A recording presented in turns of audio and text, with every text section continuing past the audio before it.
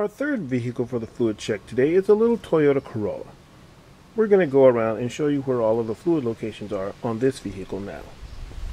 The brake fluid is here and the clutch fluid is here. You can't see them because they're down lower. We'll look closely at that when we come in closer. The coolant reservoir is here and the radiator is here. Or on the other side we have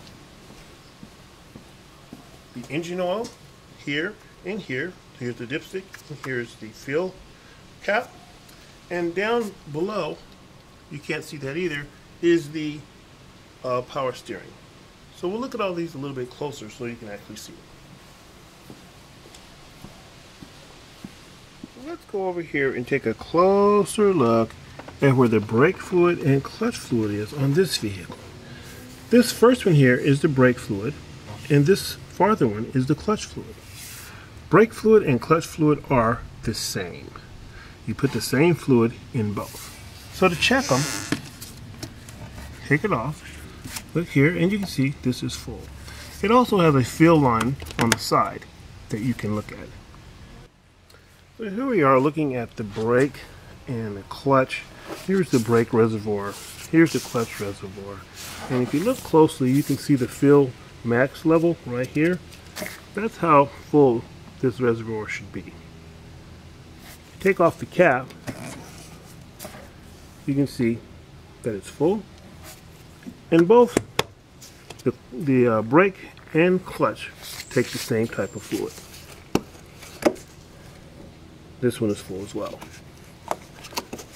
And that is how you check your brake fluid and your clutch fluid.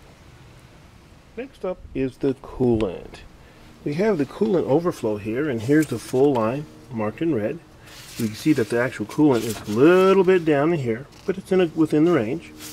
Shake it here, you can see. You also want to always check your radiator. When you have a radiator cap, make sure the engine is cool.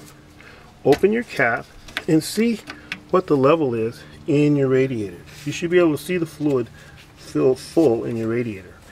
If not, as we said before on the Infinity, your radiator cap may need to be replaced, or you may have a leak if your radiator is not full. Next, we're going to check the engine oil. There's the engine oil dipstick and fuel cap. So, put this here, and we'll pull out the dipstick. Clean it off before you check it so you have a false reading. Stick it back in all the way down, pull it out, keeping the dipstick pointing down, and then look at the level.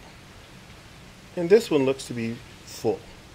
If your oil is not completely full, remove your oil cap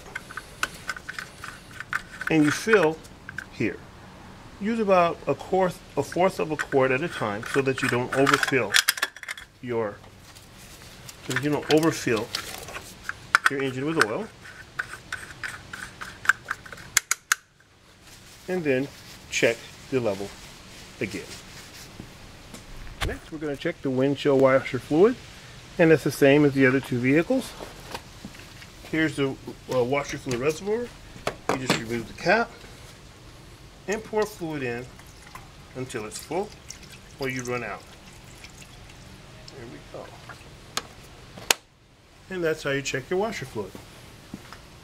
Finally, on this vehicle, we're going to check the power steering fluid, which is way down off in here, right here. Little cap, you just take the cap off.